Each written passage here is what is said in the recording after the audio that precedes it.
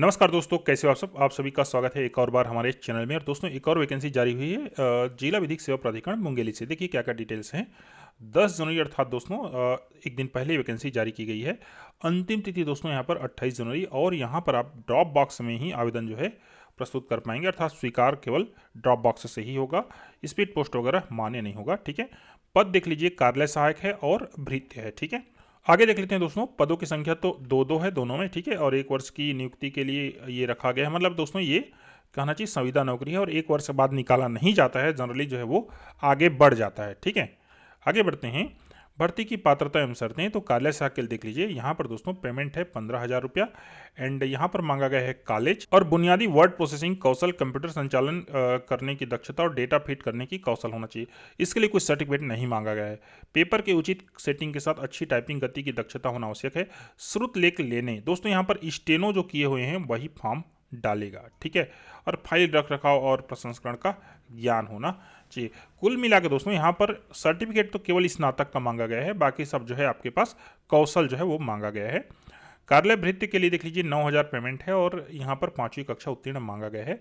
आयु सीमा तो दोस्तों यहाँ पर देख लीजिए पात्रता की अन्य शर्तें, तो रोजगार कार्यालय में जीवित पंजीयन आपका होना चाहिए। इसके अतिरिक्त जो है आयु सीमा की बात करें दोस्तों, तो 1 जनवरी 2025 की स्थिति में अगर आप छत्तीसगढ़ से हैं तो 40 वर्ष, और छत्तीसगढ़ के बाहर से हैं तो दोस्तों यहाँ पर अंतिम जो सीमा है वो 30 वर्ष की होगी। ठीक है, इसमें भारत का कोई भी नागरिक दोस्तों यहाँ पर आवेदन सबमिट कर सकता है। अधिकतम आयु सीमा 45 से अधिक दोस्तों वो नहीं होनी चाहिए। अगला है आवेदन पत्र प्रस्तुत करने की प्रक्रिया। देख लीजिए, विज्ञापन के साथ संलग्न प्रारूप में आवेदन पत्र पूर्णतः साफ सुथरा भरे हुए बंद लिफाफे में, जिसके ऊपर देख लीजिए आवेदित पद का नाम एवं वर्ग मोटे अक्षरों में उल्लेखित हो। जैसे कि आवेदित पद का नाम है कार्यालय सहायक और वर्ग है अनारक्षित, को कार्यालय प्रधान जिला एवं सत्र न्यायाधीश अध्यक्ष जिला विधिक सेवा प्राधिकरण मुंगेली, जिला न्यायालय परिसर मुंगेली में दिनांक 28 जनवरी संध्या 5 बजे तक कार्यालय जिला विधिक सेवा प्राधिकरण में स्वयं उपस्थित होकर आवेदन पत्र जमा करना होगा।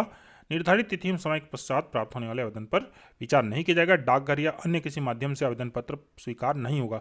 कुल मिलाकर दोस्तों यहाँ पर स्वयं उपस्थित होकर आपको आवेदन पत्र जमा करना पड़ेगा। ठीक है, आवेदन के साथ आपको देख लीजिए जन्म तिथि के संबंध में प्रमाण पत्र अर्थात 10वीं कक्षा का, शैक्षणिक योग्यता अर्थात यहाँ पर जो है कॉलेज है, और जाति प्रमाण पत्र, स्थायी निवास प्रमाण पत्र, रोजगार कार्यालय का जीवित पंजीयन प्रमाण पत्र, एंड अगर आप जो है दिव्यांगता होंगे तो वो प्रमाण पत्र, सभी दस्तावेज दोस्तों आपको सेल्फ अटेस्टेड करके जमा करना होगा।